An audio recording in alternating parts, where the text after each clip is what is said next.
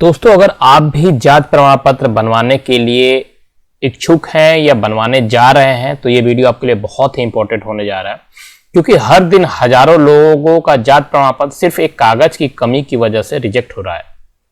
लोग लाइन में लगते हैं, सीएससी का चक्कर काटते हैं, पैसा भी लगता है और फिर भी आवेदन जो है वो कैंसिल हो जाता है। एससी, एसटी या ओबीसी कोई भी वर्ग हो, अगर आपने ये जरूरी दस्तावेज पहले से तैयार नहीं किए तो आपका जाति प्रमाण पत्र नहीं बनेगा, ये कंफर्म है।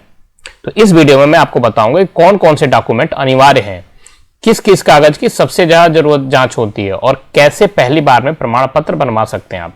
तो वीडियो को अंत तक देखिएगा ताकि आपका जो आवेदन हो ना वो रिजेक्ट ना हो। दोस्तों, एक सही जानकारी महीनों की परेशानी से बचा सकती है। तो वीडियो में आगे बढ़ते हैं और ये आपको बताते हैं कि जाति प्रमाण पत्र बनवाने के लिए मोस्टली स्टेट्स के जो नियम है ना थोड़े अलग हैं, लेकिन लगभग पूरे भारत में ना नीचे दिए गए जो दस्तावेज है, जो डॉक्यूमेंट्स वो कंपलसरी है, वो आपको चाहिए। तो चलिए पहले देखते हैं कौन कौन से डॉक्यूमेंट्स है जिनकी जरूरत है आपको जाति प्रमाण पत्र बनाने से पहले। तो सबसे पहले किसी प्रकार का एक पहचान पत्र आपको देना होगा। सबसे पहले आपके पास एक आइडेंटिटी प्रूफ होनी चाहिए और आइडेंटिटी प्रूफ में या तो आप चाहें तो आधार कार्ड दे सकते हैं, क्योंकि आधार कार्ड इस समय आइडेंटिटी प्रूफ के रूप में एक्सेप्टेड है। उसके अलावा आप चाहें तो वोटर आईडी कार्ड अपना दे सकते हैं जिसमें आपका नाम सही तरीके से लिखा हो। आप चाहें तो पैन कार्ड दे सकते हैं या फिर अगर आप चाहें तो ड्राइविंग लाइसेंस दे सकते हैं।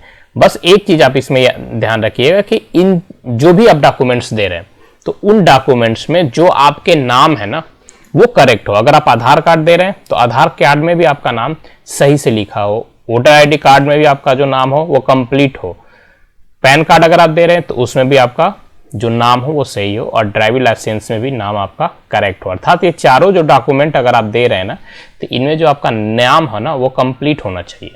ये नहीं कि किसी में सिर्फ फर्स्ट नेम है तो किसी में दोनों, आधार कार्ड में अगर कंप्लीट नेम है तो वोटर आईडी कार्ड में सिर्फ फर्स्ट नेम है, इस प्रकार से नहीं होना चाहिए। आगे बढ़ते हैं और आगे के डॉक्यूमेंट्स के बारे में जानते हैं। दूसरा जो आपको देना होगा वो होगा निवास प्रमाण पत्र। एड्रेस प्रूफ में आपको देना होगा और एड्रेस प्रूफ में क्या क्या हो सकता है? राशन कार्ड जहां पर आपका एड्रेस लिखा रहता हो, बिजली, पानी या गैस का बिल जो है वो भी आप दे सकते हैं। शर्त यही है कि आप वहां से 2 से 3 साल से उसी जगह पर रह रहे हो। नेक्स्ट, निवास प्रमाण पत्र अगर आपके पास है तो आप दे सकते हैं डोमिसाइल सर्टिफिकेट।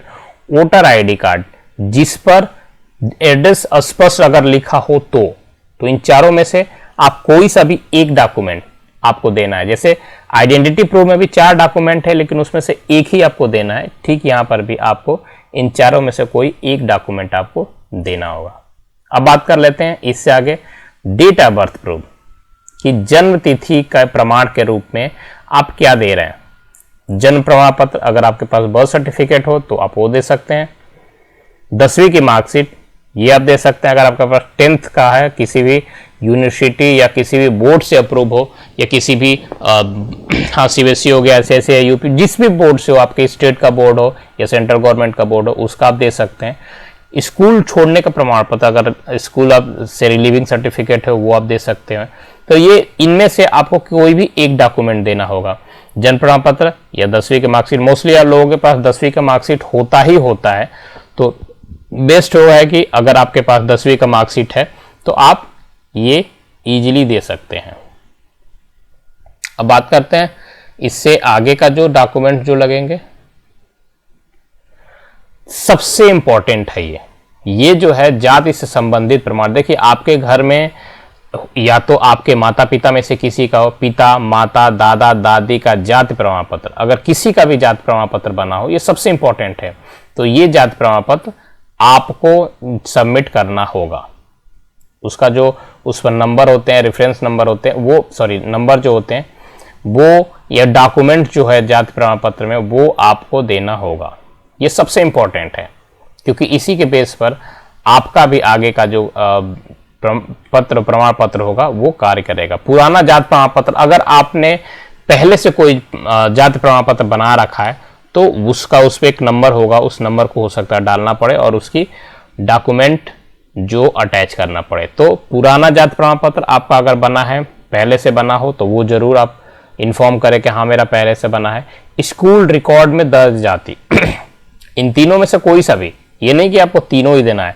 अगर आपके पास आपके माता पिता से जुड़ा कोई भी जाति प्रमाण पत्र है तो आप वो दे दीजिए।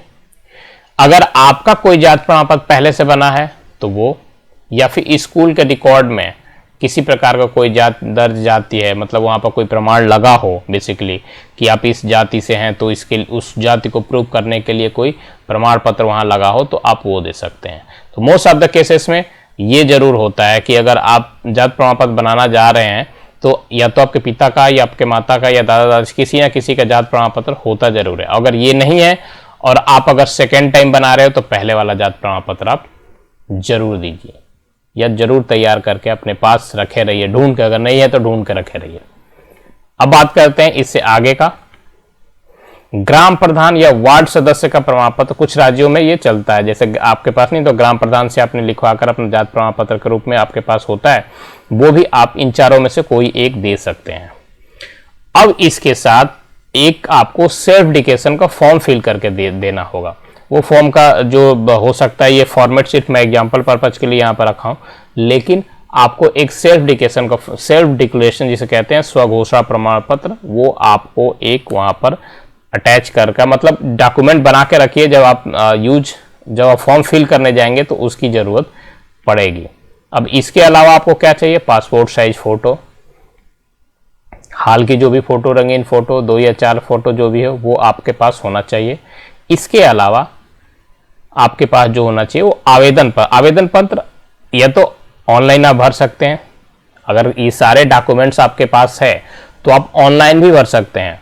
और एक चीज़ मैं आपको बताना चाहता हूँ कि अगर आपने इस चैनल को सब्सक्राइब नहीं किया तो चैनल को सब्सक्राइब कर लीजिएगा, बेल आइकन को प्रेस कर लीजिएगा, क्योंकि मैं नेक्स्ट या आने वाले दिनों में मैं कास्ट सर्टिफिकेट कैसे ऑनलाइन बनाते हैं वो भी बताऊंगा। ये सारे डॉक्यूमेंट्स आप अपने पास रखिएगा स्कैन करके, तो आप ऑनलाइन भी अपने कास्ट सर्टिफिकेट का जो एप्लीकेशन है वो भर सकते हैं। या अगर आप ऑनलाइन नहीं भरे तो आप तहसील या CSC से प्राप्त करके फॉर्म को ऑफलाइन फिल करके भी सबमिट कर सकते हैं। उस दौरान भी आपको ये डॉक्यूमेंट्स उसके साथ अटैच करना पड़ेगा, ये स्टेपल करना पड़ेगा। अब कुछ चीज़ें ऐसी है जो आपको ध्यान देना बहुत जरूरी है, और वो क्या क्या है। सबसे पहले SC ST और OBC सभी के लिए नियम लगभग समान होते हैं, बहुत ज़्यादा डिफरेंसेस ऐसा नहीं कि बिल्कुल ही, लेकिन हाँ, जैसे OBC केंद्र के लिए अलग से नॉन क्रीमी लेयर सर्टिफिकेट भी लगता है, तो वो अपने पास तैयार रखिएगा अगर हो तो। पहली बार बनवाने पर परिवार के किसी सदस्य का प्रमाण सबसे जरूरी होता है। जैसे मैंने आपको बताया था कि जाति प्रमाण पत्र में अगर आप पहली बार बनवा रहे हैं तो आपके परिवार में किसी भी सदस्य का जाति प्रमाण पत्र अगर हो तो वो सबसे इंपॉर्टेंट है, वो बहुत ही इंपॉर्टेंट रोल प्ले करता है आपके जाति प्रमाण पत्र को अप्रूव कराने में।